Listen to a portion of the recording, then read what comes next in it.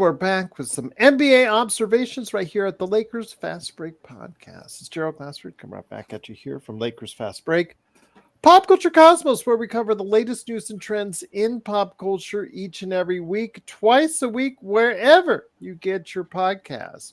Also, as well, of course, a huge, absolutely huge shout out to our absolutely fantastic members, starting with Xbox, Mark himself in Australia. Truly appreciate a sports baby. He is an Indiana Pacers fan from Australia, and he is now a member of the Lakers Fast Break. Also, as well, want to give a big shout out to Bloodhound as well. And of course, I would be remiss if I didn't forget Richard Villarroel. Truly appreciate all four of you as members. We are growing our memberships day by day, so go ahead and be part of the fun. $2.99 a month gets you emojis, badges, and big shout outs from me. Will I be adding to it? Who knows? I may just do that. Will we be adding other tiers, adding other features?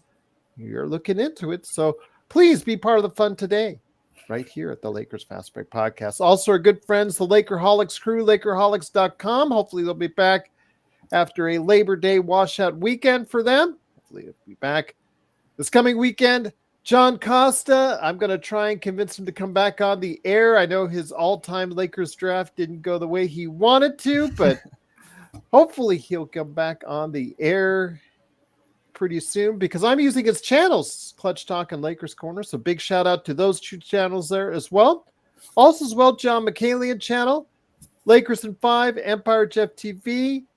Of course, also as well, Stone Hansen at report_court. All these great places and Daniel Barry Sports Highlights.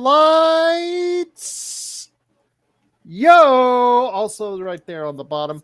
Go ahead and check out all these great places today. And also as well, my guests as well, where they're at. So go ahead and check it out today as well. Right there for you. Plus, you've got to support. You got to follow. You got to like. You got to subscribe. Not really hard to do. It's just some clicks here and there. Speaking of liking and subscribing, go ahead and do that for us. We're just at $17.99. 1800 seems to change by the day. 1801 right in there. Help us get comfortably over the 1800 mark by going ahead and subscribing today. Click on that little bell, ding, ding, right there for you to get the latest notifications on when we go live on the air. And we wish you, cool bro, and everybody else in the chat, a truly happy Labor Day from all of us right here at the Lakers Fast Break podcast. Well, I have on some great guests today. They were on previously talking about who did well in the NBA offseason. But this is always the funnest show for me because I get to go to my evil side, the dark side, as we talk about who did not do so well in the NBA offseason. And here today to discuss, I've got both guys here together. I feel so blessed. One of these days, we got to go ahead and do another one of those drafts like we did that one time. That was awesome. Yeah. Let Laker Tom do some crazy trades. Actually, Laker Tom actually made some sound moves for the first time in his life. So maybe I shouldn't criticize him there. But once again, it is, of course, two great, awesome guests. First up, go ahead and check out OrlandoMagicDaily.com. Plus, all the things that he's got upcoming on his plate. You can follow him, Alfred Ezman, on Twitter today. It is Alfred Ezman. And, of course, man behind his new Legend channel, which I've got in the description, or I will have in the description by the end of this. I just got to copy and paste. Sometimes I'm bad at that. It will be in the description before the end of the show. It is the Legend350 as well. And guys, great to have you here. As always, truly appreciated. NBA observations. JSJ has already say Lakers and Clippers for sure had a bad offseason. All I will say, JSJ, among all us three, because we really didn't talk about that before the show, that's the low-hanging fruit. We're talking about like street level. If this was a tree, the tree would be leaning over with the low-hanging fruit on who had a bad offseason when it comes to Los Angeles teams. So yes, I have a feeling all three of us will mention them in our list of the worst NBA offseason teams. But Alfred, I'm going to start with you. First man up, first man here.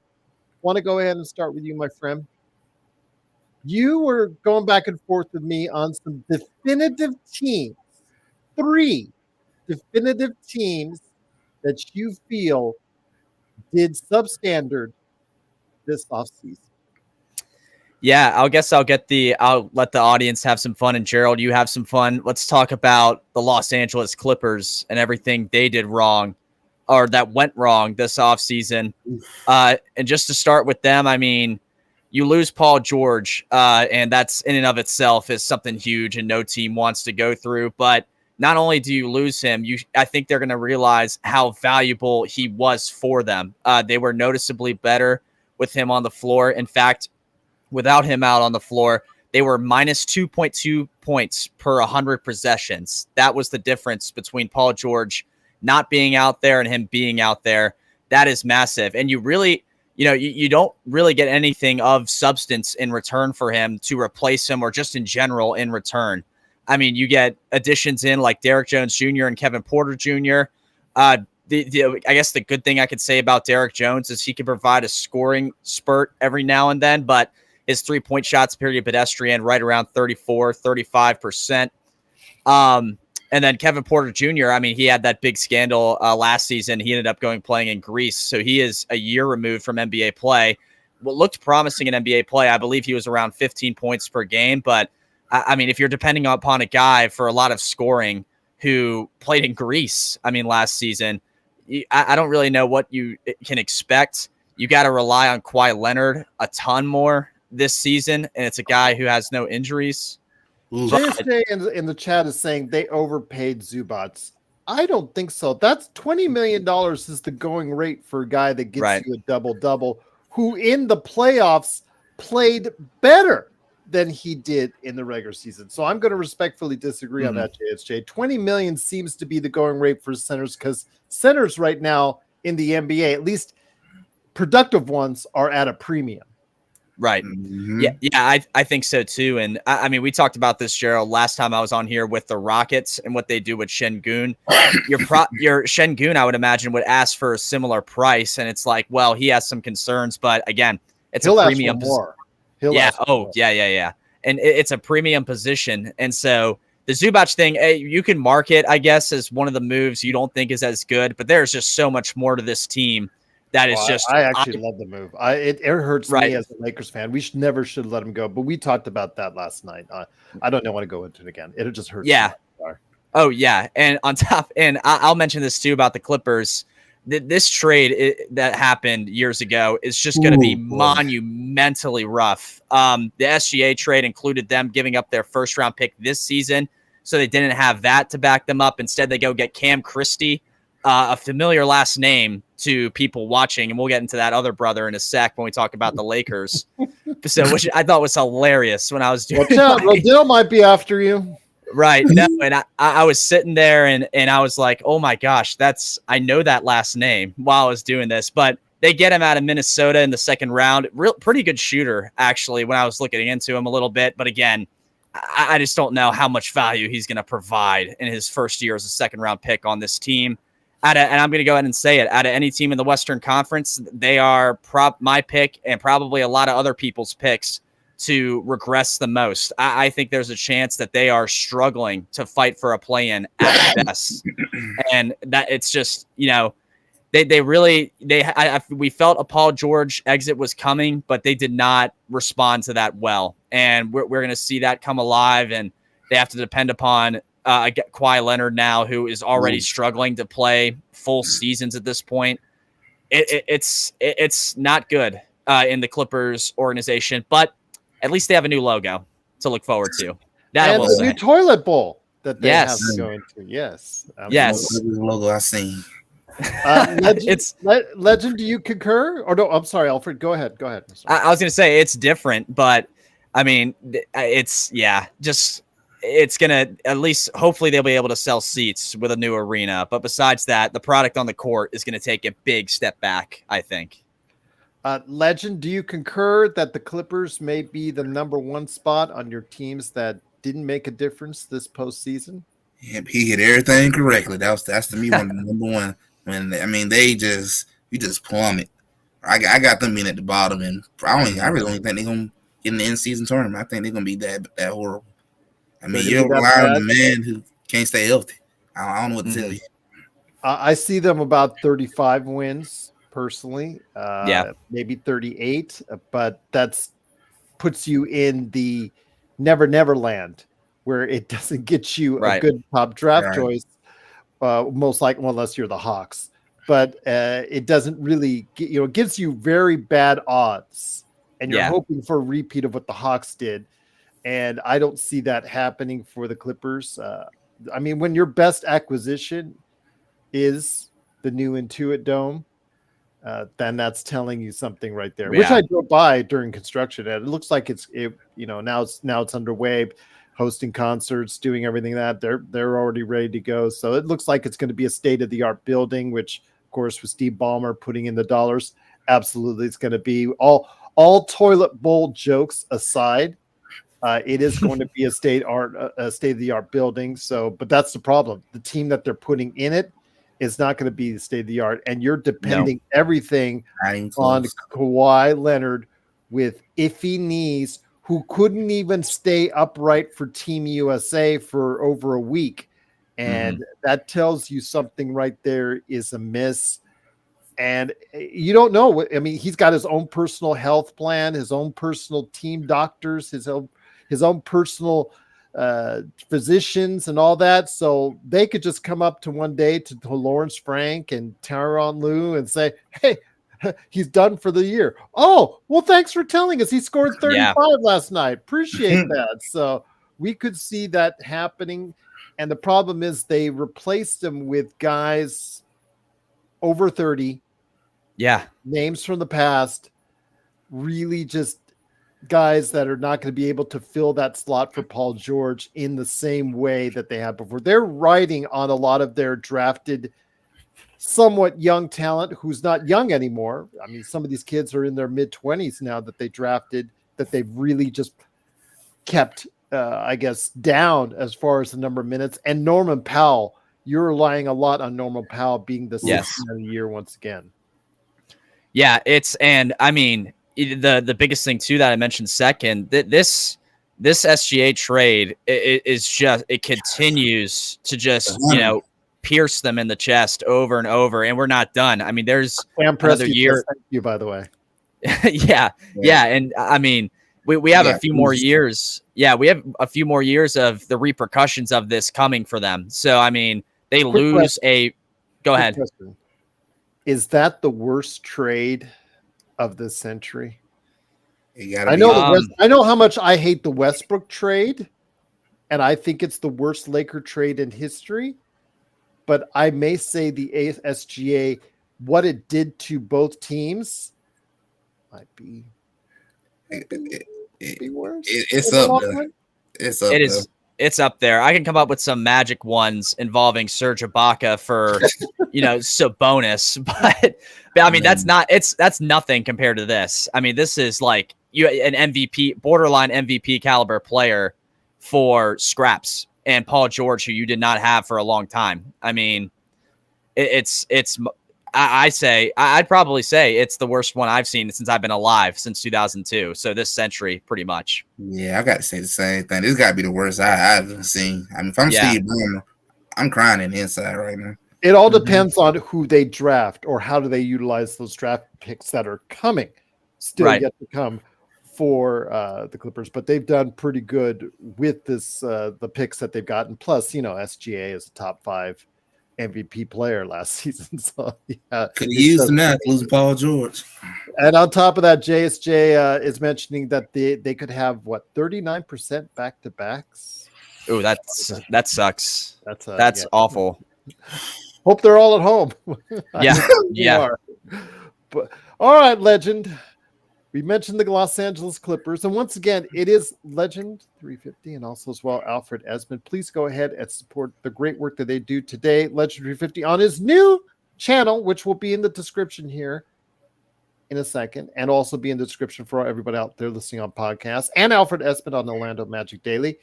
So I ask you this, Legend. Who do you have as since we already mentioned the Clippers, who do you have as a team you thought underwhelmed this offseason?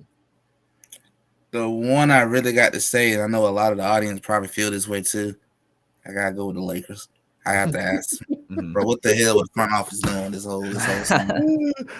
That's the picture I put on the JPEG for today with Rob Pelinka. That's the look you get when you don't do jack bleep during the course of the summer. So I just can't believe they did nothing. I can't believe you just did absolutely nothing. What do you mean? They signed Max Christie, Rodell's favorite player, to a 4-year, $32 million contract, and basically bid amongst themselves. They overbid, and overpaid for a guy that they probably could have gotten on the cheap. But, Cam Christie's brother, by the way, if anyone was wondering. So maybe after he finishes the contract, he will be known as Cam Christie's brother. But yeah. But Legend, what really stood out to you as far as the Lakers' ineptitude this offseason? It's to me what got me the most about them is the fact that you saw how the last 2 years have went with this group, and the fact that you didn't try to adjust to some spots is what concerned me. And the part that really got me the most is the Bronny James situation the most. You focus so much on that and not worrying about this overall roster that you got instead of making the improvement. I feel like you're worrying more about, let me make LeBron James' son happy. That's just how I'm going to look at it a little bit in some spots. The concern with me on that, Legend, and I've said this several times, I think you guys have heard me before, but it bears repeating again. I know what Joe says about it. It's all about what's going on, clicks and things like that, as far as the attention it gets, et cetera, et cetera. For me, it's the fact that you committed those kind of years. The money is what it is for a spot in the draft that in the last 10 years, Legend and Alfred, and I'll let you go next, Alfred, as far as touch on the Lakers. In the last 10 years, only one player at that spot in the draft has gotten a second contract. That is a concern to me. So 90% of the previous guys that have been drafted at that slot have failed, including Isaiah Wong, who was moved somewhere else. He was last year's pick at that slot, didn't make it. And now you're expecting Bronny James with all these odds against you, and you commit to him for what, 3+1, I think, if memory serves. So that's a big ask.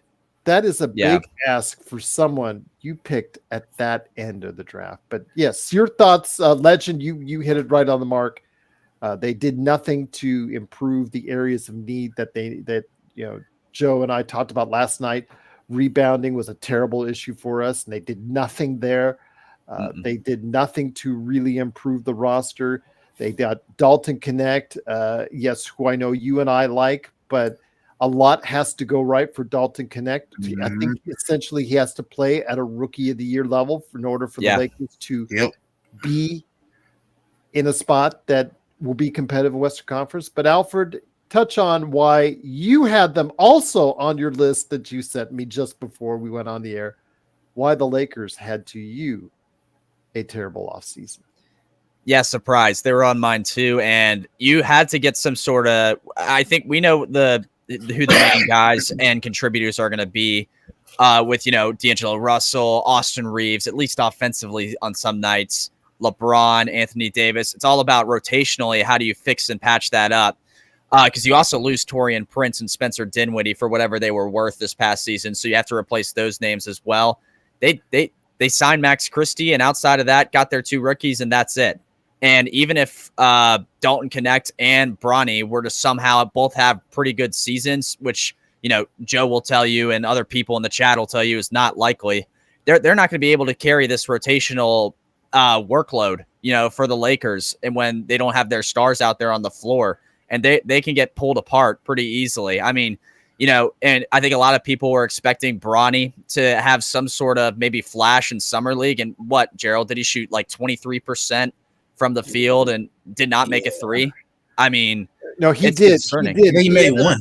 3. He made 3. At the end. I believe at the end he made 3. Okay. My account was. He made more than one. I think he made 3 total. He made 1 in one game. He made 2 in another. But the game I saw live, first off, his first game in Las Vegas at the Summer League, where he was 0 for 10, 0 for 8 from behind the 3-point line. It was bad. It was terrible. But he started to play more competently. But people are equating his 11 and 12-point games like, let's say, I don't know, Reed Shepherd. Like we were talking about Reed Shepherd the other day about how fantastic a player he was doing, scoring 20 and 25. They're equating his 11 and 12-point games to what Dalton Knecht was doing at the end when he was scoring 20 to 25 points a game. So I don't get it. I don't understand it. That people, just because the name on the back of his jersey, are giving him more of a pass. And I think that's a problem. You've got a 6'1" defensive guard that may or may not be able to play defense because of his height. He doesn't play make. He doesn't shoot well statistically. At this point, it's a real development issue, and I really would have put Clutch. I don't care what their threats were. I really would have put them back on their heels and say, you know what? I'm going to go undrafted with you. I'm going to dare another NBA team to draft him, and didn't look like they were going to do so. Yeah. And I would have gotten him as an undrafted. I would have said, you want to come on the Lakers? We'll sign you to an Exhibit 10, and there you go. Get the least amount, because that's the smallest contract you can offer while still retaining his rights. Right. And he needs nothing more than that. I mean, I am terrified for him when he steps on an NBA floor in a regular season this year if he does it all. They would target. Right. If all 3 of us could play in the league right now and we saw him coming off the bench, we'd be like zeroing in on him just to see him getting the highlights. Oh, look at Bronny getting slammed on and posterized once again. Right. Yeah. I mean, it's very concerning. And it seems like beyond this and Max Christie and Dalton Knecht too, you really didn't add anything rotationally that helps. And that's going to hurt you down the stretch. And overall, I mean, outlook wise for the season, unless they add someone else, Markelle Fultz, which I hinted at last, episode, but I digress. But they can't do that. They're up against the cap. Right. They have to waive and stretch one of their guys. Because although the Exhibit 10s, they can put him on Exhibit 10 like Boston did Lonnie. Boston gets Lonnie Walker the 4th on Exhibit 10. The Lakers, why don't you do the same thing? But they sign, again, guys that probably will never make an NBA rotation to those slots. It just seems baffling that because of the new finances, the way things are, some of these guys, these veterans, you need to take a chance on that may be able to help you. You're not doing it. Yeah. And I mean, it's just, there's no answer right now for that. So going back to what I said, I mean, outlook season wise for them, I can't see them getting beyond a play-in spot, really. I mean, it just seems that it's just like the same exact thing as last year at best.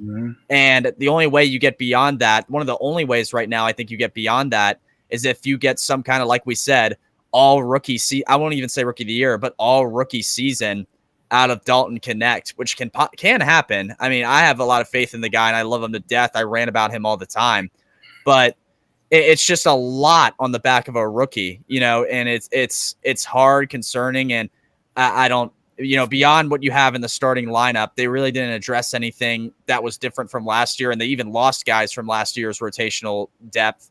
So I don't know. We'll just have to wait and see, but it's hard to see them getting beyond a play-in spot again, if anything. Totally agree. Yeah. Legend, any last thoughts on the Lakers before we move on? I gotta agree with Alfred on that one. It's hard to see it, and that's a lot to put on Dalton starting off. Yeah, he just gotta be that great in order to make up for Pelinka and them mistakes for all summer. And I just hope in the long run maybe Bronny will turn into something to make all this focus on him benefit. But right now it just don't look like it. Like he's gonna go to the regular tradition as a 55 pick and just disappear in a year or two. Well, again, what impresses me about Dalton, again, I told you, Legend and Alfred, the story, I think, after that game I saw live, while the 30 members of the media were huddling around him and the 5 members of the media were huddling around, or lack thereof, around Reed Shepherd.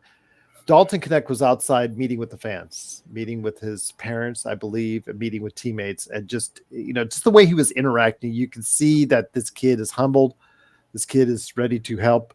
This kid is ready to produce. And you can see that he has qualities that I think that might be transferable to some success in the league. But again, it's all about defense, as we discussed, Alfred. And if his defense doesn't get to even a below average or slightly below average point, not a really below average where it was during the summer league, where it gets to a point where it's getting close to an average spot, then again, that to me would be all the difference. I'm not asking him to be a defensive stopper. I'm just asking him not to be a turnstile.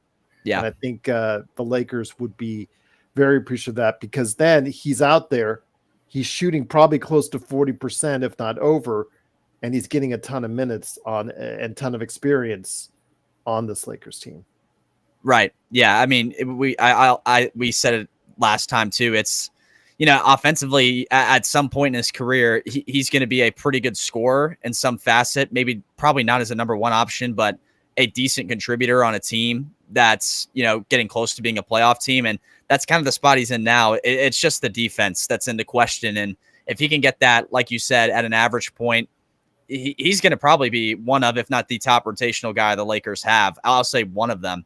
So that's the biggest thing. But again, it's a lot on his back, and I don't know if it'll get the Lakers over a hump of a play-in spot that they need to get over.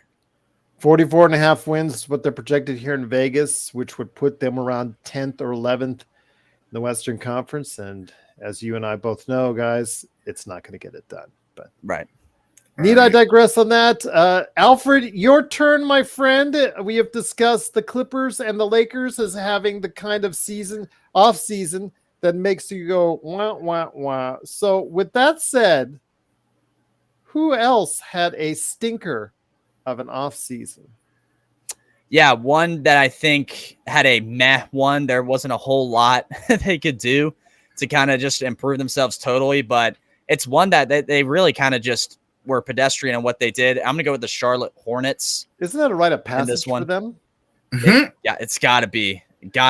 I mean, it's got to, because once again, the one good thing that they do have going is they're pretty good in cap space, and they can help that a lot if they were to. One of the biggest moves I think they'd make this season if they were to trade away LaMelo Ball. And I got a question for you guys, actually. How many games has LaMelo Ball played in the last 2 seasons combined? I actually said it the other day. I think it was like in the I forgot 40s? what it was. It's not high. In the 40s, It's I not think. high at all. Like something under 50. Yeah, it's under 50, I believe. So, 58. 58. Okay. Yeah. There you go. 58. In the 2 seasons. So, yeah, in 2 seasons, he's played over a little more than half a season. And I mean, at this point, if they're paying him, I don't know how much. He's the highest paid guy on the team. And if they want to get rid of that somehow, they need to find a way to deal him, because it's just he hasn't been on the court enough to kind of make a difference for this team. And so the direction I think they're starting to take is Brandon Miller. Brandon Miller, I loved what he had his rookie season, 17 points per game. Was a pretty good shooter too, actually. 44% from the field, 37% from 3. I think there's a good chance we could see him be a 40% shooter from beyond the arc. If the Hornets get that, they have a really good player on their hands. But beyond him, meh. I mean, Reggie Jackson, you add him. He's an older, experienced vet, 10 points a game. Nothing crazy. He's not going to move a needle for them to be better than they were a year ago. Josh Green, same thing. He had health issues too. He played 57 games last year. Kind of like what I said about Derrick Jones Jr., scoring spark off the bench. I just don't know. Again, not the biggest needle mover on planet Earth at all, especially if he takes the role I think the Hornets are going to make him take. And then their draft pick, Saloon, TJ was their draft pick at 6. I'm going to call him TJ just because of his name. But you guys know what I'm talking about. It was the first move, at least in the draft, where I was like, wow, what? That it was a reach in my opinion. I guess the one way you can look at it, he's a a crafty wing. If anything, that's what I've been hearing from people. He's got a decent shooter's touch. It'll be, I guess, you could see that work on the other side from Brandon Miller. But again, I mean, they passed on guys like Donovan Clingan, Rob Dillingham, Bub Carrington, although Carrington probably would have been a reach. Dalton Connect. I mean, there's a huge one they passed on Dalton Connect was a steal for LA at the spot they got him at. I just, they did really made some strange moves that don't push them in another direction. I think they need to address LaMelo Ball sooner rather than later. You have Brandon Miller and you have some cap space, but I have a hard time thinking that they're going to finish ahead of anyone else in the East other than maybe the Pistons or Wizards, and that's it. He is terrible on defense. I get that.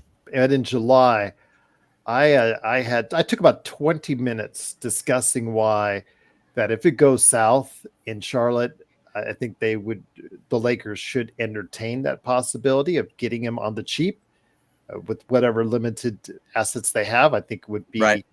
Thing. I understand he's terrible on defense. I understand that may not equate to winning. I understand that he is a health risk, but you guys are talking, our audience talks about Zach LaVine, who is pushing 30 and has terrible knees. You're talking about other players like in Portland. Just lost my train of thought as far as the Portland guy. Grant, yes, who is one of the worst contracts that it's out there. At least LaMelo Ball is 23, 24 in that range. Let me double check. And you got a guy that averages close to a triple double. Yes, he is a stats guy. Yes, it doesn't equate to winning all the time, but maybe in a different environment, it could lead to something better. Again, if you're able to get him for maybe just to throw in a 1, and some fodder, why not? But then again, that's only if it goes south, and if it continues to go south and LaMelo Ball winds in his way out there, that's something you might want to look into. But I know, again, Kurt Affair and others are vehemently against it, and I understand why. I understand. It's like, okay, I understand what I see on paper, I understand what I see as potential, but I also see what the end result is as far as, like you said, 58 games in 2 years, and and really it's gone south. But Legend, do you concur with Alfred on his assessment of the Charlotte Hornets having a misfire of an offseason? I got to agree with that as well, because just like you said with LaMelo, he just not on the court that much, and kind of reminds me a lot of how Lonzo's been gone for so long, too. Both of them dealing with injuries and all, and LaMelo's a really good player. Yeah, he is. It can be, but it all depends on how desperate the Lakers get, if they really want to go the route. Because I hear all these names all the time about Ben Simmons in the past couple of years, and again, Zach LaVine, Grant. I hear all these other names that just make me scratch my head. What kind of problems are you bringing into the organization by giving away all your assets for that? At least this kid is young. At least this kid still has his prime ahead of him. At least he still has a chance to get his act together. I understand the last 4 letters of his last name, Ball, may be a problem after what we experienced the last time we had a Ball on the Lakers. But again, if you're able to get him on the cheap, at least you got to think about it just for the sake of possibly doing something better for your team down the road. Yeah, and if you're, it's like, to reiterate what I said about him. Yeah, and Alan doesn't like it. Again, he's very divisive. Right. And again, I get, sorry, Alfred, but yeah, I see you're good. They're just very divisive on who LaMelo Ball. Right. No, and rightfully so. I think I haven't given up on LaMelo Ball, and I like what you said a lot about him, Gerald. I've almost about given up on him in Charlotte, though. That's how I'll clarify myself there. Take a chance on him. Right. Oh, yeah. And someone in the chat, I'm not going to scroll up, but someone mentioned, but we'll take 3 or 4 first rounders, or But the Lakers would take all of the picks. We'll take the picks and LaMelo. No, it doesn't work like that. So yeah, and we just have to. I think if he starts getting hurt or isn't playing games again up until the trade deadline, you're going to have to find a way to deal him out. And you have malcontent of some type. Right. I mean, and again, you have Brandon Miller, who I think is great in his own right. He just has absolutely zilch around him to work with. So And you that's want somewhere a to tank build. here in Charlotte. Yeah. Yeah. I mean, they're There's in the a North Carolina person that might be of interest to them, right? In a few months. Cooper Flags. I mean, they're going to be in the Cooper Flag sweepstakes for sure with a team we're going to talk about that we talked about last time. I thought did pretty well this offseason that you have opposite feelings on, but they're between all of us. I feel like they're a shoe-in for those lottery sweepstakes for him. So yeah, I mean, I just don't think they did anything to kind of improve themselves, and they just got a bunch of meh that's not going to really move them in any sort of positive direction. So I just have them as I think it's a better off season than I would say the Clippers, and that's in regards to what situations the teams are in, as far as competing goes. But it's not one that just pops off the page at you in any regard. So they're the other team on my list that I had having a bad one. I can say there is one positive I will bring up about LaMelo Ball is at least LeVar Ball went quiet and kind of backed off, got the spotlight.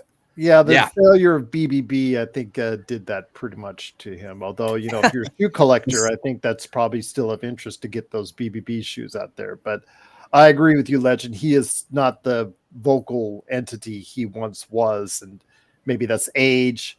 Maybe that's the BBB failure. Maybe that's the failure of I don't say failure of his children. That's pretty harsh. But the disappointment with how things have progressed for his 3 kids in the NBA, because it hasn't been pretty. I mean, Lonzo looked pretty good for a while, gets the nice big contract in Chicago, and it all goes wrong. Although I hear he is actually working out here. It's working out in SoCal and actually looking pretty good. So hopefully he can get his career back on track. LaMelo, LaMelo's the middle kid, right? Mm-hmm. Mm-hmm. Okay, so yeah, we all know what happened there as far as his career going off through, and then of course, what's gone on in Charlotte, but we'll see what happens. So again, I have LaMelo Ball again. If it does go south, he does become a malcontent. I think it's something that teams will take an interest in because he's 23, 24, still has upside and could get his career on track. But then again, the ball part of it is such a stigma in regards to that. It's going to be hard for that to overcome anytime soon. But Legend, I think we could almost copy and paste what Alfred and you said about Charlotte and onto Detroit. But I want to go ahead and Detroit later on because that's obviously a team that we'll discuss later on. But any other teams that you think stand out to you before I hit up Alfred with the one I was going back and forth on him earlier? The only one I could think of is the one you just brought up was Detroit, who did absolutely nothing. I don't even know where they're going with that. Oh, you don't like Tobias Harris? That guy falls into more money. I don't know how he does it continuously. I want his agent. Best agent ever. I mean, Oh my goodness. They're on my list too. They got to be. And Legend, I'll let you start. But as far as Tobias Harris goes, he is a nice guy. From what I hear, he's a great guy. And absolutely a good guy to have in the locker room. But right, man, and he gets a ton of flack, and I think a lot of it comes from the amount of money he's getting paid, being the kind of role he's in. And of course, it's Philadelphia. You know how those people are. He's going to catch flack if he, breathes oxygen the wrong way, in and of itself. But he's not a bad player by any means. But he's as far as Detroit goes, it's like he's not meant to be the number one option there. They really, I think, are just trying to work on Cade Cunningham to see what he can bring. And I think it's good for Tobias Harris, regardless of how it benefits Detroit, because Tobias Harris now is in a spot where there's not a lot of pressure right now to win sort of anything. It's more of a developmental type of thing. He can shine a little bit there, getting a lot of touches on the ball. He's a good shooter. I think his stat line is like 17 points per game on almost 50% shooting. Like he has a really good touch at times. And with Detroit, landing him, and then also the other one, Evan Fournier. I mean, like an aging former shooter. It just seems like they're getting, older guys to sort of be a stepping stool and mentor for young guys they have like Jaden Ivey and then Cade Cunningham, who I think is the centerfold to this team right now. Legend, I think it's similar to Charlotte, right? I mean, it's just like a bunch of meh, and they didn't really, push themselves in a positive direction or didn't move the needle in the direction they needed to move. They're sort of just kind of float or treading water right now, figuring out what to do and who to call for rescue. So it's not Tobias Harris or Evan Fournier. I'll tell you that. They're good for filling spots needed to, lift up the young guys. Right. But beyond that, that's about it. Fournier's gone, though. He just signed with a team overseas. So he is, he is gone. Yes. My mistake. He's finally out of the league. But Legend, you proposed Detroit. And when you look at on Sport Track, Tobias Harris will be probably an answer to the trivia question down the road at some point in time, because I don't know if it includes his upcoming salaries of about $52 million for the next 2 years. $52 million for the next 2 years for a guy that's 32 right now and has done what he's done. But he's earned close to by the time it's over, he'll earn over $250 million. Just let that sink in. Let that sink in. His agent so bad. Yeah, so NBA money too. Exactly. So tell us your thoughts on why Detroit really floundered this offseason. To me, it feels like it's like a repeating cycle every season. It's the same thing every year. You bad, go get a draft pick. Maybe it's a hit or miss. A lot of times a miss, and then back to the same season all over, and then go lose probably about 50 to 60% of your games, and it's like it's an instant replay over and over. And it's like, where are you guys going with this franchise? You got Cade, so that's a good pickup. Tobias, shout out to his agent, man. I need you so bad for my salary, for my contract negotiations. But that franchise, I don't know where it's going. You keep repeating yourself. Yeah, they brought in a new GM. They fired Monty Williams with 5 or 6 years left on his contract. I think about 6. That blew me away. I never thought any team, especially in that bad of a situation, would just say, sure, let's just go ahead and fire him. It's only $40-some million. Let's go ahead and do it. Let's bring a new coach in here and let's pay him a ton of money as well. Absolutely. I do not understand it. And this is, again, a new regime that came in there. Okay, the old regime did terrible. Absolutely terrible moves. I get that. I understand that. But it does not seem... Is it Trajan Langdon that's the GM in Detroit? Am I mistaken on that? The new GM? But if the new GM in Detroit is not getting off to a great start, I mean, they need shooting... as great as Stone Hansen likes fellows, and I saw him in the G League, and I like him as well as a scorer, I don't know how much he stretches the defense for you because he's not a high percentage shooter, never has been yet so far, but we'll see how that works out. I do think he can score 20 in the league, but again, he's a scorer, not a shooter, so I don't know what it did to overall affect your team. You've got a lot of guys that are going to shoot bricks on that team, and then a lot of older guys that are supposed to be your more accurate shooters. So it's a weird mix, Legend. It definitely is, but that was a very good pick that you had with Detroit. So it is Trajan Langdon in Detroit. Yes, it is. Yeah, the old one was who? Troy Weaver. Yes, right. Yeah, he was probably hiding in shame somewhere. Oh God, yeah. I mean, they don't. I guess I'm trying to think who else. I mean, the other moves they made, it wasn't Fournier I was thinking of. It was Malik Beasley. I don't know how I got them confused. Oh yeah, Malik Beasley. Yeah, he signed him to a 1-year deal, I believe. Right. And he could give them 40%. Tobias could give them 40%. They've got older shooters there that are going to chuck it up and get 40%. But the rest of the team, again, Cunningham has never materialized to be that superstar player people were hoping for with an elite shooting talent that we have yet to see. So this is the year he's got to break out. This is the year he's got to step it up. I think the whole season is based on him. But if that's the case, guys, they make themselves better. And if they improve 5 to 10 games better than what they did last season, that may put them out of the mix for something that they sorely need, another one more top draft pick. Right.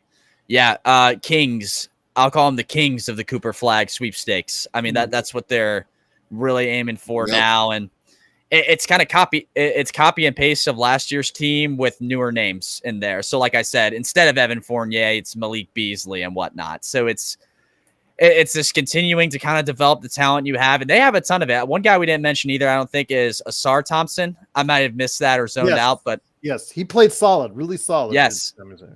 Very impressive. Loved what he had too. They have a ton of it. I mean, it's accumulating, sort of, but it's just the wins have not been put together. And you fire a coach that had a ton of his contract left, and I'm not sure how. Maybe you find a way to sort of, have a new guy in there that pushes them in a more winning direction with the people they have. But at the same time, I think you want to cash in on another top pick before you start to do that and really do it, because you didn't really, it's like we said about Charlotte, earlier, you didn't do anything to move you towards a way to get up into the standings. So it's clear to me that they're fighting for the Cooper Flag sweepstakes, and yeah, that's where they're at. Same thing as Charlotte, really. Once again, it is the Legend350. You got to go ahead and check out his new channel. It is in the description below. I copied and pasted it. It's right there for you. Also, as well, of course, Alfred Ezman from Orlando Magic Daily is going to be working on some other projects. So please support him today on Twitter. The Twitter at Alfred Ezman right there for you. Cool, bro. Golden rule number 1. Do not talk smack on the Rays if your team, the Angels, absolutely blows chunks themselves. Okay? Is that who he likes, by the way? Yes. He had predicted before the beginning of the season, and because I'm a fellow Angels fan, although it's now maybe aligning back to the Dodgers, which I used to love as a kid because the Angels absolutely suck. He had said that they would win the World Series, and I told him, that's not going to happen. They're not going to come in close. And B, Mike Trout would get hurt again early in the season and totally derail the season. Gee, didn't take a genius to figure that out. Happened. Boom. I told them years ago. I told him and Jamie Sweet, who's on the show as well a lot, who's an Angels fan. I said, we should have traded Ohtani and Trout years ago, and you got absolutely nothing for them. Cool, bro. I'll give your team some advice before we move on with more NBA stuff. If you are in any spot where you are not going to contend whatsoever, no matter who you have, do what these guys do and trade it all away, and you'll have the number 1 farm system in Major League Baseball, and you have a future in front of you. It's that simple.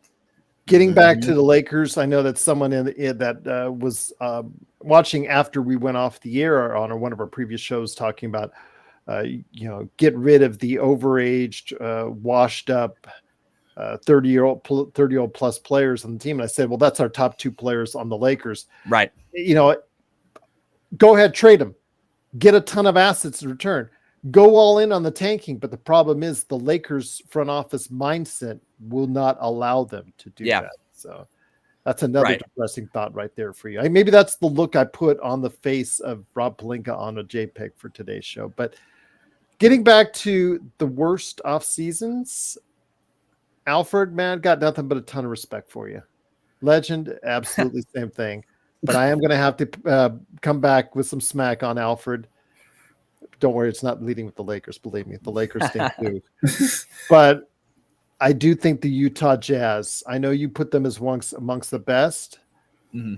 I do think they missed opportunities would be my best way of saying so, because by signing Lauri Markkanen and doing that contract and not trading him for a ton of assets, I understand he likes it there. I understand they want him as a foundational piece, but to me, he's not a number 1. He's not a guy that you're going to build around. He's a guy that's going to get 27 to 35 wins, which when you should be tanking as well, you should be in the Cooper Flag sweepstakes, and they still will be. Right. But the problem is better your odds for the long term. And the thing is, I just don't see a quick fix with Utah with Lauri Markkanen there. It's not because he can't play at that level. It's just because the fact that you signed him to that really high value contract, you know, that's a contract that may not age well. It may not. We'll wait and see. I'm not still convinced that it will. But if it does, okay, that's fine. But if it doesn't, you're still going to go ahead and try it. It makes it harder to do a trade down the road. I really think they missed the opportunity to better their team long term by not trading him, getting a ton of assets, and setting themselves up for a really good draft pick in a really good year, most likely next season, Alfred. So, with all due respect, sorry. That's okay. I'm going to say Utah probably underwhelmed me this offseason. And Legend will decide it between us here in a minute, Legend. We got to get you involved on this. Go ahead, Alfred. So, for me, we talked about it last time, so refer to the last episode I was on about it. My thing is, Gerald, I cannot deny you're right. Lauri Markkanen did get paid like a number one gets paid. And I am not. Well, they all get paid now. If you're anywhere near it, you're going to get paid it, whether regardless of you have that value or not. It's just now a fact of the CBA. You're just going to get it. Yeah, and I mean, he's obviously. I think it's good to just have him for. I mean, it's a pretty long contract, so it's good to have him for that extended amount of time. My thing that really pulled me toward them was not the free agency aspect. I have them as one of, if not the top draft class from this past season out of all the teams in the NBA, just because I loved the people they brought in, and Cody Williams, Isaiah Collier, and then Kyle Filipkowski as well. You know, it is clear to me that they are, you know, toward not even toward, they're kind of in the middle of a rebuilding sort of phase with who they have, but they have tons of young talent that can impress this season. I mean, you know, it's a bunch of big guys, Collier, not necessarily, but Filipkowski, and then Cody Williams. Cody Williams can score at all three levels of the hoop. He really put on a show in Colorado. Filipkowski, he's a little more interesting. I'm interested to see what he'll do against NBA big man. But again, you can't deny what he did in college was great as well. The biggest thing is the guys they have now, Gerald, and I kind of am leaning more toward what you said on this, the Sextons and the John Collins and the Clarksons maybe. It might be time to move on. If they decide to do that, Gerald, they're taking the route you're saying, the Cooper Flag sweepstakes, which is fine. I just don't know if this young talent... Lauri Markkanen may come up with a hangnail injury at some point in time that may keep him out a good portion of the season. Ouch! Right. Oh, ow!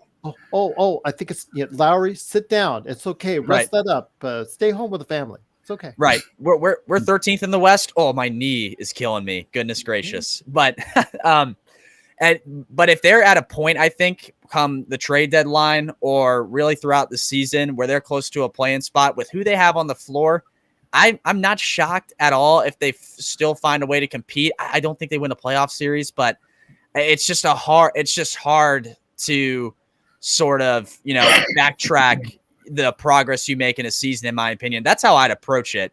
And again, I think the young influx of talent they had really kind of made their offseason. And like I said, Legend, when you were on with Gerald doing the best off seasons this season, you picked a lot of the big teams. I was kind of scouring through the nooks and crannies of the league for teams. I'm a nerdy about this, so I'm scouring through the nooks and crannies. And I was kind of intrigued and piqued by what the Jazz did. So they could take a route like Gerald, absolutely. But I think if they're somewhat competitive towards a play in the West, I don't see them shipping out as much as they normally would or tanking, so to speak. But that's my opinion on it. I totally get what Gerald is saying, though. I would have gone to Oklahoma City. Forget Golden State. Sorry, right. Legend. I know you're man. I would have gone to Sam Presti's office. I would have, if I was Danny Ainge, I would have flown to Oklahoma City, knocked on his door, said, "How you doing, my friend? Let's make a deal for Lauri Markkanen," and got a ton of assets. And Danny Ainge, he's going to get young players and multiple draft picks. If the Bulls, and sorry out there, Xbox, because I know you're a Giddy fan out there, but you got to get assets. You got to get draft picks when you're making a trade like that. And they blew it in Chicago, and they may be on my list here in a second. But Legend, I will let you decide good or bad off season in Salt Lake City. I'm like right in that middle, but I gotta go with the.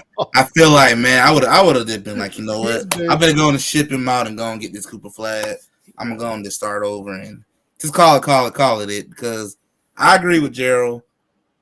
He's not a number one. He's not a number one person, and I feel like you're paying number one money for the wrong person. And I just feel like the team is just going to be winning probably about maybe 30 to 40 some games. Play-in team maybe. Get Cooper Flag, Legend. And Alfred will look smart next year if they do and pair him up alongside or Boozer. Which Boozer is the better of the Boozer twins? I forget which. Cameron? I think Cameron Boozer. I think that's right. Yeah. So okay, if that happens to Utah and they do in Atlanta and jump up 6, 7, 10 spots, Alfred looks like a genius. Absolutely, but those are not the greatest odds. That's right. I just do try to do things because I've been here in Vegas so long. I try to think in terms of trying to make my odds as good as possible. So Legend, so you would say you would have traded Markkanen as well. I would have too, just to go in and cash in while he's already worth a good little bit to a lot of teams right now. Because Golden State wanted to give up everything for him. And I wanted him badly too, but I saw they wouldn't let him go. So yeah. And I still would have moved on. I still would have gone to New Orleans or Oklahoma City, teams with a ton of draft picks and young talent, and probably would have gone in their direction. No disrespect, Legend. It's just that Kuminga is a really good player, and Podziemski, despite what Rodell says about him, it's going to be a pretty good player for them as well. I still think that they had better options to go ahead and trade Lowry Markkanen. But, again, if they do, they will not make the playoffs next year. So if they do move up and get the number one draft pick and get Cooper Flag, Alfred looks like a genius. So, that's what I think Danny Ainge is counting on. And I guess for Utah fans out there, that's going to be the best that you're going to have to get, because right now it's weird because those teams that are going to be in those 25, 27, 31, 35, just out of the playoff mix, out of the play-in mix, they're going to be thinking as far as how do we make our chances better? How do we position ourselves against other teams to make ourselves get a better shot in the draft? So the last 3 weeks of the season, I think, will be very interesting at those teams that are on the bottom echelon of each conference. It's just load management trying to get Cooper. Absolutely. They'll bring up all their G League players. Oh man, we have this massive flu bug going around. I can't play all of our starters today or something like that. So we'll see. But once again, it is the Lakers Fast Break. It is NBA Observations with Legend350. Please go ahead and check out his new channel. That's now below. The link is below. There's no excuse why you can't check it out. And also as well, Alfred Ezman at Alfred Ezman on Twitter and the OrlandoMagicDaily.com. All right. So we've mentioned some few teams already, some good teams, really good conversation. I told you this would be the most fun for us. It's always, this channel loves to talk about the bad almost as much as, actually probably more than the good at times, but need I digress on that. Alfred, who else stands out to you? Because again, I still think there's some teams that might have underwhelmed this offseason. If I guess I'll build off of what you said, Chicago. I guess we'll move on to them. Again, I think getting Josh Giddey, I think in and of itself was a pretty good move, but what are you going to do, outside of that? This is a team that, we talked about it. We saw it last year with the Hawks and the Bulls themselves. It was just, it was the Sixers toward the top of the play-in, and then the bottom of the play-in, the East was, who's going to get eliminated by them, so to speak. And, it was the Bulls have found themselves, I think, in the worst possible spot to be in as an NBA team, which is no man's land. You're not rebuilding, but you're not competing whatsoever. You are stuck in playoff zone forever for the time being. Right. So what do you do when you do that? From the team I write about, I know it from experience. You blow it up and you start over. As much as it, stinks, it's what you got to do. And it worked out for the team that I write about. They're going to be a playoff team in some sort of facet next season, more than likely. And, the Bulls can easily do that. But the question is, what are you going to do with what you have there? And I'll let you guys get into that. But yeah, I think the Bulls really are they were heading into this offseason. They were stuck in that territory, and they really didn't do a whole lot to determine what path they were taking. So what are they going to do? That's the big question. I mean, Ball, his situation obviously is still an issue. We don't know about the health status of Zach LaVine. They still think they should look to move him. They've got Kobe White. The problem is Kobe White, you were the point guard doing really well, one of the NBA's most improved players, and then you bring in another point guard now that has to start ahead of him. So where do you put Kobe White? Do you put him at, out of position at shooting guard? Okay. Giddy, though, again, to our Australian fans down there, I know that it's a question. He's still got plenty of time to develop, but he has to get, at least like with Dalton Connect, get to at least close to average on defense. That's all I ask. Don't be a turnstile. Keep yourself out there, when it's needed. I mean, Oklahoma City obviously lost confidence in his defense, which was part of the reason why. But the fact is he's not stretching out the floor as well. Get to a point where you're 37%. I'm not asking for 40. If you get to 37%, I think that's a big win for the Bulls. And I think he can do that. I really have faith that he can develop his game to where he could become adequate in those areas where he needs to the most, because he's such an outstanding playmaker. So he can do it. But the question I have for Legend on the Bulls, and also you, Alfred, why in the world would you pay Patrick Williams a $90 million contract? God almighty. For a guy that's only averaged 10 points a game. How that guy still got a job?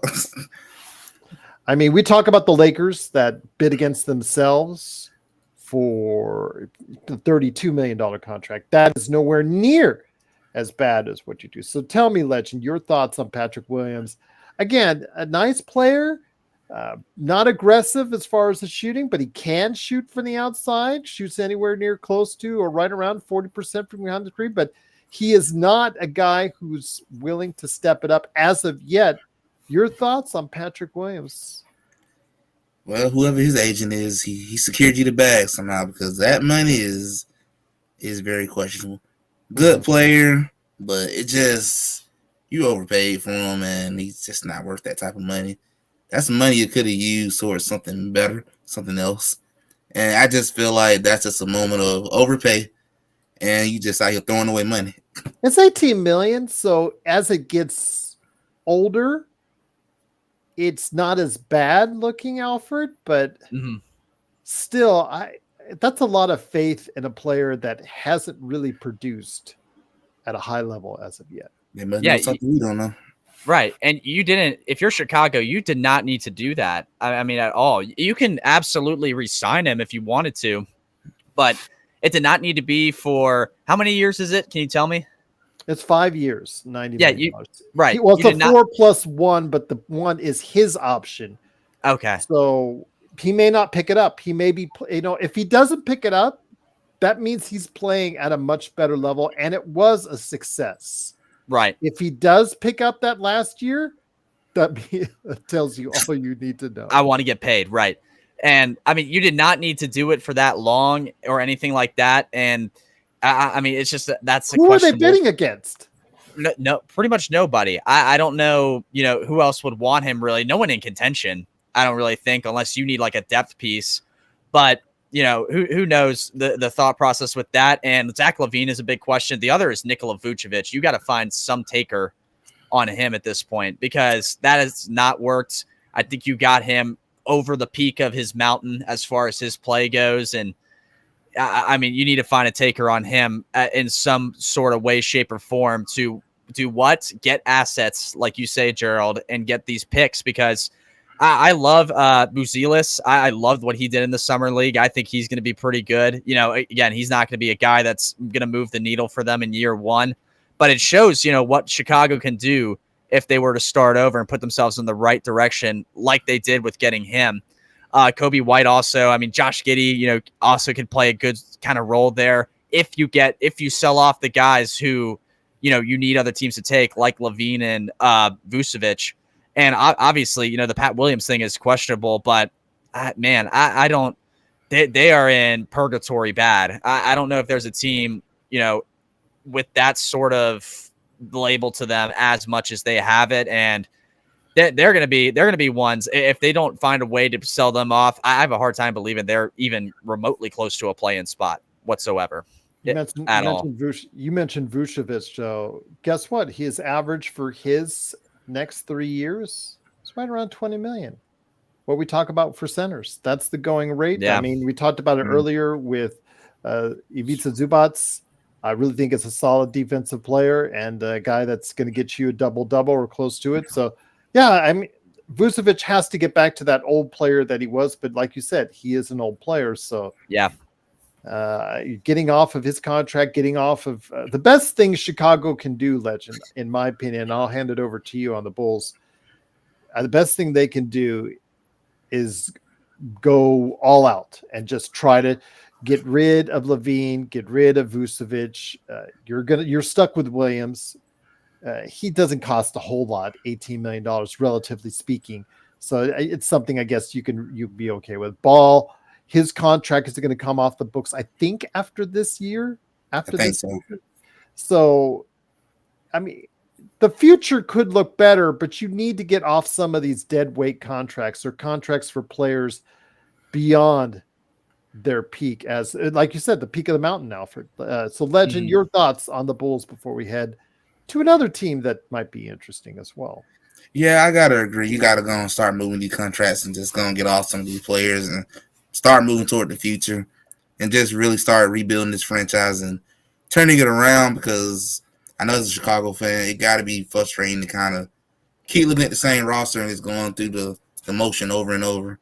And I guess I can understand why DeMar DeRozan won it out now. But you got to go and move off these contracts and move forward. Kurt's asking if they have their draft pick this year. I'm going to look it up right now. But the next team I want to go ahead on the list, guys. And once again, it is the Legend350. Please go ahead and check out his brand new YouTube channel today. It's in the description below. And, of course, Alfred Ezman from the Orlando Magic Daily. Can I ask you, Alfred, your question while I look up the Bulls draft choices? Yeah. I want to ask you this. What the heck is Portland doing up there in the Pacific Northwest? I don't know. I don't know. I don't know either. Yeah. And I feel like they could have gotten a ton if they sent away Anthony Simons. That's a start. I think there's a lot of people that would take him as a guard, because he is one. I don't think he's going to be the star of any team, but he is a starting guard on a lot of these teams that look to contend that need it, if anything. And they really didn't do anything in that regard. You bring in Denny from Washington. Denny had flashes. He had certain games where he was great, but again, it's like, what? He's not gonna do anything major. I do like Donovan Clingan a lot, but that kind of throws into question, what are you doing with DeAndre Ayton? And I just don't know how that's going to work out. You have probably Donovan Clingan there. You just drafted a 7-footer. Right. Yeah. I mean, you have, and it's one of the premier centers from this past draft. And you obviously want to kind of see what he can do and whatnot. And you already have a guy who, obviously wants to make a lot of money. There's no secret about that with DeAndre Ayton. I have a hard time thinking he'll stay there through the trade deadline. That might be a ship out if they can or are able to do it. But yeah, it just, some of these moves, it's just like, I don't really understand what they're doing. Once again, they're going to be in the Cooper Flag sweepstakes. That's for sure. I guess we could say that. And that's a theme with a lot of these teams. But the thing that what you don't want to do, you don't want to pull, and Legend again, I'm sorry, I'm picking on one of your teams, Atlanta. You don't want to do Atlanta where you draft an Okongwu and then you have him sit behind Clint Capella forever. Right. Until the guy hits middle age himself. And now you expect him to produce, well, actually after next year when Capella's contract comes off, or they trade him away at the trade deadline, whatever.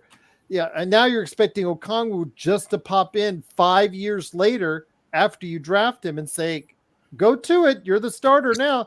The last thing you want to do is to Donovan Clingan 5 years behind DeAndre Ayton and say, You're the starter now. Go to it.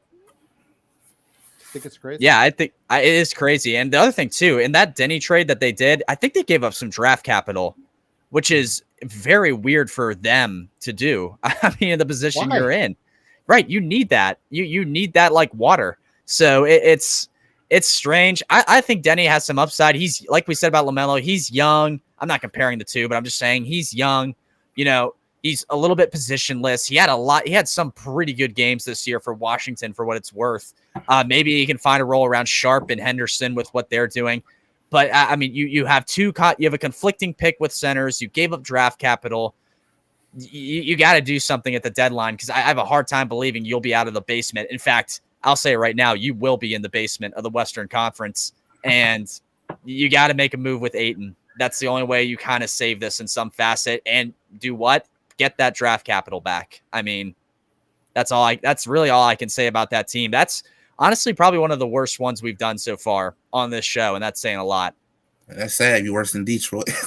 Yeah. It's close. But there's some talent on that team, guys. Oh, yeah. Oh, yeah. And Legend, I mean, how have they continuously just screwed it up time and time again? And this offseason, like Alfred said, and I elaborated on myself, man, you have every reason to go ahead and build this team the right way. And it seems like Portland is not doing that. I mean, I didn't think it just come down to this. You just got a bad front office, just not knowing what they're doing and just not making the right choices, and it is costing your current team and then towards your future. And I feel bad for the fans out there for Portland. They feel like they're not trying. I don't know what they're doing. And I mean, for Chauncey Billups, all he can do is coach what you give him. It ain't his fault. Darren and Easy say take a chance on Robert Williams for a team out there like the Lakers. Injuries. Right.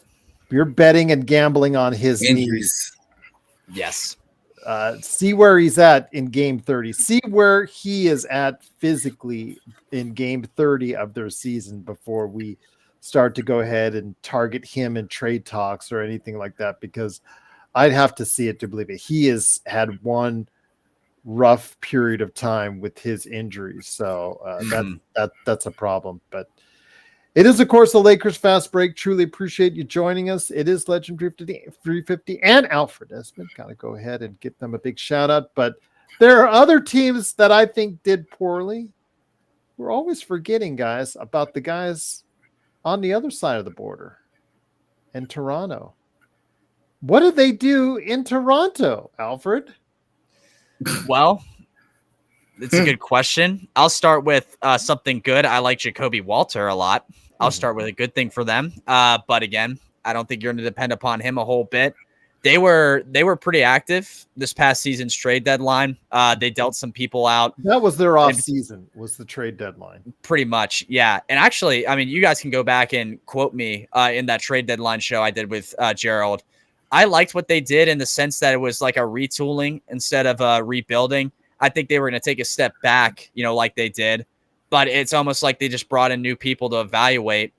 But, right, Kurt Affair just said it. It's almost like purgatory, or they're heading toward that direction like the Quickly Bulls are. and Barrett are good, but right. are for what you're paying them, especially that new contract for Quickly. I like Quickly.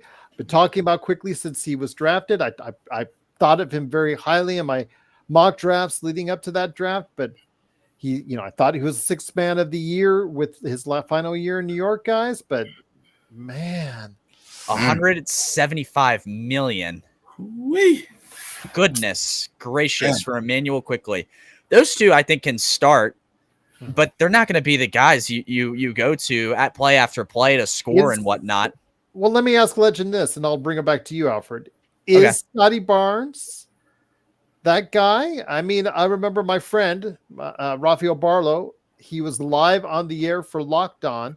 At the time, he was drafted and got just absolutely criticized from all over the world in regards to his comments saying that Scotty Barnes, why do you draft him at number 5 as a glue guy? Why do you draft a glue guy at number 5?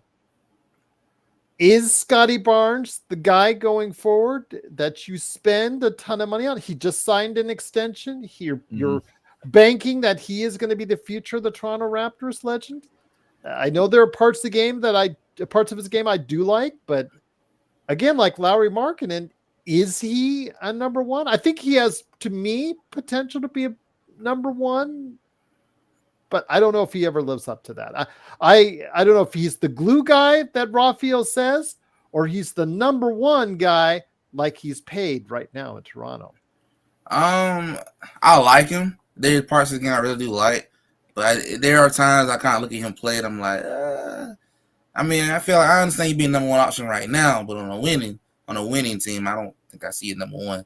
Maybe as a number 2 or 3 on a winning team, but number one, I don't know. I feel like you're kind of banking, hoping he's gonna turn into that, but he's not even good as Kawhi Leonard was when he was there, when he won you that first championship. Right. Not close. Any thoughts, Alfred? Yeah, I have to agree. I mean, it's kind of like Quickly and RJ Barrett. He can start for them, you know what I mean? But I don't think he's going to be the guy who, is their number one, at least anytime soon still. I mean, I see signs. I see glimmers that he could take it. Like Kurt Ferris says, he has potential to be that guy. The question is, does he ever become that guy? Right. And I mean, the biggest thing too, I guess I'll go back to him. It's kind of like similar to what we talked about with the Lakers and Connect. They can, it's different in the sense of what steps they're getting to. Connect can, push the Lakers if he has an all rookie season past a play-in possibly. The way for the Raptors to get into a play-in realistically, I think, is if Jacoby Walter does the same thing. I'm not in any way suggesting it, but if it were to happen that way, they can do it with the talent they have. They can't get far in the playoffs because, again, they don't have the guy, to go to play after play. But it's kind of, if you're a Raptors fan out there, it's like you're sort of, starting to meddle within the purgatory territory and stuff. And that's not, again, like I said about the Bulls, not where you want to be. I won't say they're in it yet, but they're getting close toward it. You didn't really, you paid a couple guys a ton of money. That total contract. Yeah. On the trade. Right. Not the wisest move. No. And you guys and there's people in the comments raving about Scotty Barnes. I like him too. I think he's great. I'm not fully bought in on Barnes. I'm sorry. Right. Yes. You got to start showing me the wins. Start to put it together. Games. Shooting more efficiently. You got to put things together just a little bit more in order to say he is that dude. So they did play in tournament. Right. Yeah. Fun fact. Speaking of turn the shooting up a notch, they did pass on. I don't know if you guys remember this draft. They passed on Jalen Suggs to get him, and we did see Jalen Suggs shooting go through the roof. In respect to what he did previous years. So it's interesting to see how really it weighs in and stuff with Toronto, because they obviously saw something in Barnes that they liked more than Suggs at that 4th pick. And was he 4th or 5th? I'm sorry. He was 4th. Suggs was the 5th. My bad. Yeah. All good. And, it's weird because, like, leading up to that draft, Jalen Suggs. And then they flip the script and take Scotty Barnes.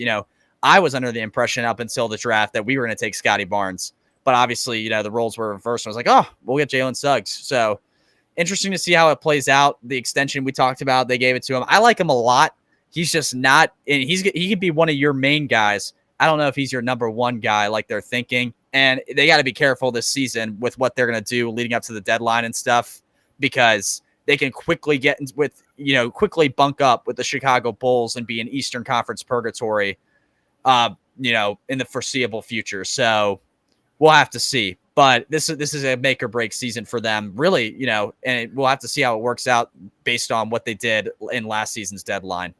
See it. There's varying, he's the guy. Yet Joe's saying in the chat, Barnes is good, nothing more. Curtis like says Barnes has a high motor and highly switchable. To me, he's like Lauri Markkanen. He's being paid to be a number one guy, so he better start being a number one guy. It's that simple. On a team that is progressing you even more wins. I mean, Toronto has just a good enough team to not really count as far as a factor for another 35 win season for Toronto is not going to help them at all. And that won't get them any closer with a mid tier draft choice. So yeah, it's just going to be very interesting to see, can Scotty Barnes elevate the Toronto Raptors and put them in a better position? They could be thought of as one of the surprise teams in the East, in an East back end that might need, we might be in need of some surprises, like we saw with Indiana, like we saw with some other teams. Orlando, surprise last season. We could see that with Toronto as well, but we'll see. We'll definitely see. But guys, I know that we've had some great suggestions, but I would be remiss if I didn't mention a team who was on the top of the mountain just 2 seasons ago. And little by little, the mountain's just losing a little bit of support, as far as, just a little bit of, so the pecking away. Rocks are just kind of starting to fall off. And that's the Denver Nuggets. After losing Brown previous season and also Green, the key pieces of their bench, they lost KCP this offseason and replaced him with a Lakers friend of mine, none other than Russell Westbrook. So your thoughts? I think they had a bad offseason. I think that if they want to hold on to the team that they're at, I think they're still good enough to be a top 4 seed in the Western Conference, but they are not at a championship level until they until they get something done. The questions with Murray and his offseason are really out there because of how bad he played and how out of shape he played and looked. Even in the playoffs, he looked bad playing against the Lakers. So let's start with you, Legend. What level of concern, if you were a Denver Nuggets fan, do you have about their offseason? I would be I'm gonna go to a 5, just because of what hurted them the most, and which it still gets me. I'm a little surprised they escaped that Lakers series. Is that you was getting nothing from that bench. That bench was just leaving you high and dry. Yeah, you just relying heavily on the starters to carry you through, and that's not going to win championships. You got to have a bench in order to make it. You can't rely on your starters to play a whole game. And that's what, to me, concerns me the most about this Denver Nuggets team is you didn't really make the bench get better. Like you got worse after you lost KCP. You brought in Russell Westbrook, which, he bring a spark off the bench, but not exactly what you needed. He's not going to be Green or anything Brown, what you had in that championship team. And other than that, that's it. That's all they did. And that's, to me, is a little concerning that you didn't do nothing major to improve that bench. That bench is still, to me, looks pretty bad. And you don't want to start making Joker unhappy and he end up looking for a new home when you get towards the end of his contract. Kurt says, we saw Jokic with Serbia against the world. Nuggets will be fine. Yeah, Nuggets will be fine. Without KCP, without a solid bench, without players to contribute as well as they once did, they may just be fine, Alfred, but they may not also be a championship contender. Yep. I was about to say, are they fine? Yeah, I think they're going to make the playoffs. They're going to make the playoffs still because they have Nikola Jokic on their team. Yeah. Right. Yeah, they'll make the playoffs. But if you guys remember last season, at the top of the West, it was them, the T-Wolves, and the Thunder, kind of like in a close race for it. I don't know if they're hanging with those two, if they're at that level again, like they were last year. I think they're getting a top 6 spot in some facet. But yeah, I think you lose a core championship guy in KCP to the Magic. Reggie Jackson, we talked about him leaving. Justin Holiday as well. The bench support you got in replacement this offseason was Dario Saric, who, he can provide some scoring. I think it's 8 points. I'm looking at it right now, 8 points a game, 46% from the floor, 37% from 3. So he can provide some scoring, but I don't know if he's necessarily a guy that's like, oh yeah, he's gonna replace what Kentavious Caldwell-Pope did. I don't know about him on defense doing that, or anything like that. And then you draft Deron Holmes as well from Dayton. Deron Holmes is a college guy I really liked. He's probably gonna have to come off the bench and provide a lot of support as well. And I think a running theme with the teams we've talked about is it's a lot of these rookies who they're going to have to carry a good bit of load for these teams that didn't necessarily perform this offseason. And again, I don't know if Deron Holmes, at least in year 1, is able to do that. Maybe he has a pretty decent season, but those are really the two guys who you just don't really know about. Kurt just asked if he got injured for the season. Yes, he did. Maybe. He Yep. did. So there you go. He So did. obviously you get him for the future, and that's the other thing. You don't get him this year at all. So really just Saric, and outside of that, that's the only move you made to You support forgot your about rotation. Russell Westbrook. Yeah, Or whoopee. did you forget about Russell Westbrook? Oh, maybe I did, but like I think that ship has sailed a little bit at this point. How I don't. angry will he make Nuggets fans this season with all of his bricks that he Yeah. has? And turnovers. And turnovers. But it's the shots. To me, it'll be the shots. It'll be the fact he'll try and do his regular bank shot and bank it off the rim and not come close. And people just hear the groans, or attempting threes while averaging 29% from the 3-point line and chucking up three after three, and people groaning in the crowd in the Mile High City. I could just see it right now. Just, hey, but you've got 2 years to get that because you signed him for a 2-year contract. That was a real questionable move. Yeah. Well, the last team I want to cover, Legend, is not the Golden State Warriors, one of your teams. I think we covered them on the team that I think did okay. They did okay. They didn't do great because they lost Thompson. But then again, that's how do you see Thompson? But they did get a lot of quality rotation players to the mix. And as some say in the chat, they probably are at this point in time better than the Lakers. And I can't sit here and say I argue with you, based on how bad we did in the offseason as far as the Lakers are concerned. But the other team that you like, the Atlanta Hawks, they traded away DeJounte Murray in a trade I'm not sure I love as far as this is concerned. I think you could have gotten something better, personally. But it is what it is there. You did get Zachary Ricochet as the number 1 pick. You better start him, is what I say. Again, don't do the Okongwu with him. He's your number 1 draft pick. You, for God's sakes, don't do another Okongwu with him. Put him in the starting lineup and get his lumps and get his experience sooner rather than later. But yep. I just feel underwhelmed, and I think that ever since they had that Eastern Championship, Conference Championship run, they've headed towards purgatory. Legend, I think again, that's where they stay. Yeah, I gotta agree. I think we're gonna be looking like another lottery team again, and they gotta do right. Put our number 1 pick. Let him play. Do not just sit this man behind anybody else. Let these guys grow, develop toward your future. Because it's not helping us if you do that in the long run, and give us something to hope for in the long run. So we won't feel like, just wasting another year and just blowing another season. Guess you're just making money in Atlanta, and that's it. Alfred, anything to add on when it comes to Atlanta before we head on out? Yeah, I think the one thing they did right, Legend, is they were better.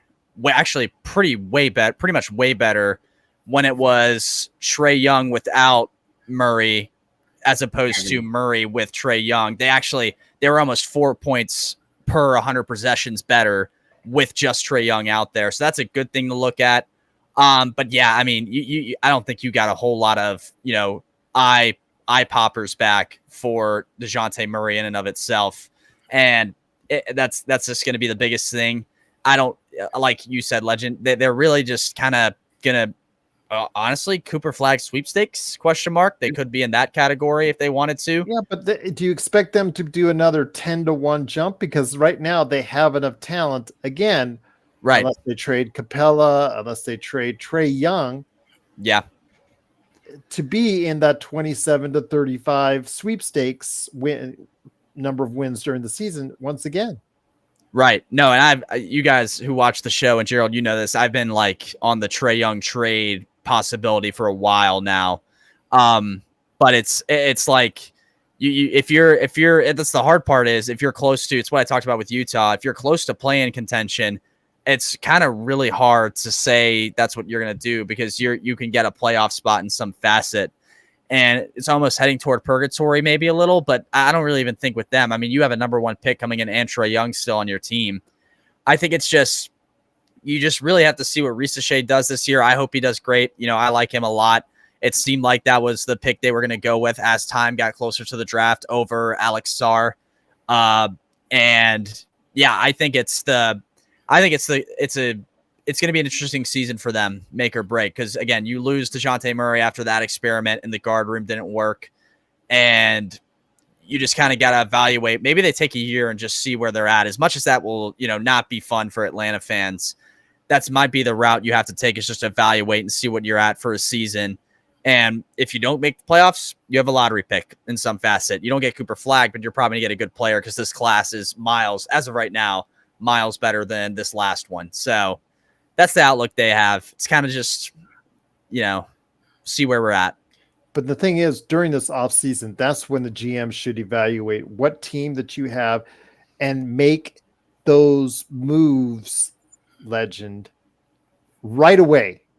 It decide, you know what, I'm all in or I'm all out, and just go in. And it just seems like when, Atlanta's one of those many teams, Lakers among those, where you step, they're like somebody that's about ready to get into the pool, but they're like 1 foot in, but the water's too cold for them to go in all the way. Yeah, they got to make a decision. It's either you're going to go all in or you're not. You can't tip your tiptoe in there barely. You got to decide you're going to put your foot fully in there or just don't step in at all. They got to make a decision. And, ATL fans, they're going to sit here and keep waiting and waiting for you to turn this team around and start becoming something. Well, guys, I told you this would be the best episode of the 3 in regards to the offseason. It's so much fun, more fun talking about who did crappy in the offseason, and it does include the Lakers. If you missed it and you're watching live, please go ahead and check out the front part, because the Los Angeles teams were the first 2 teams on the list. Right. Best for first, not best for last. Yeah, exactly. So, before we head on out, it is cheap plug time. Legend, I will let you go first, my friend. Again, I always appreciate both you and Alfred stopping by. We're going to have to work out as far as more NBA observations ASAP, because, again, we're in the dearth of the offseason.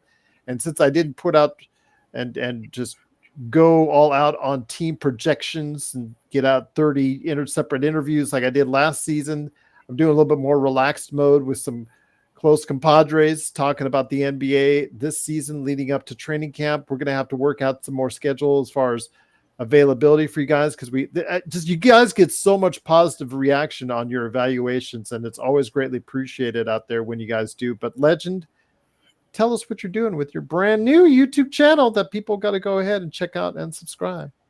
Well, I'm currently getting ready to drop my very first video for that channel, which is discussing the Caitlin Clark injuries, their battle for Rookie of the Year. She is the Rookie of the Year. Clark, yes. I have now come off of Reese, now Clark. She's put the team above 500, and she's just got to cut down the turnovers. I saw her in the last game. She's dribbling, and all of a sudden she's like right there. She gets to the free throw line. Somebody automatically ripped the ball away from her like it was nothing. So she's got to cut down those turnovers. But then again, LeBron is the all-time leader in turnovers. So there you go. But yeah, Legend, go ahead. What other stuff are you working on your channel? And then outside of that, I'm definitely planning on doing my first live stream on that channel just to go into detail about this upcoming season. And I really want to discuss how I think this recent WNBA draft is definitely going to boost the WNBA ratings going forward and take that lead to newer heights. I think that lead is definitely going in the right direction with Clark and Reese and that entire draft class. Well, there you go. And the link is down below in the description for both audio and video audiences out there. Alfred, not Alfred Ezman, right there on Twitter.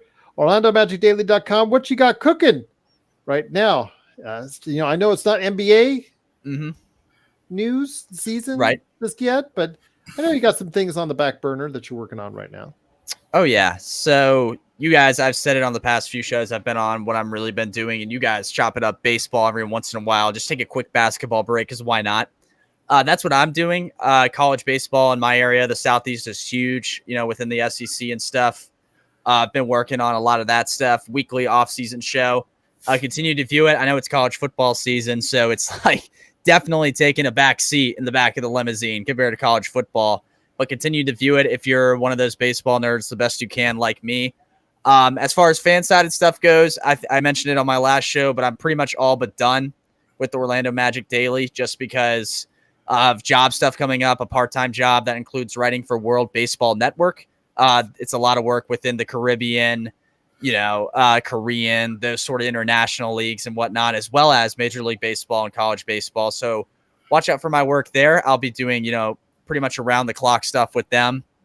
And that's really the reason why I'm stopping at Fanside. It was just I'm getting more into the job field as time has gone on. So continue to watch out for those two things. Not to worry. I'll continue to watch the NBA as much as I have been, and watching both the Lakers and the Magic, just because I know that team like the back of my hand now. And always follow me on Alfred Ezman on Twitter or X, whatever you want to call it at this point. No one cares. And I'll have my stuff all posted on there and just thoughts on the sports world in general. So just continue to hit my stuff up, please, especially if you like baseball.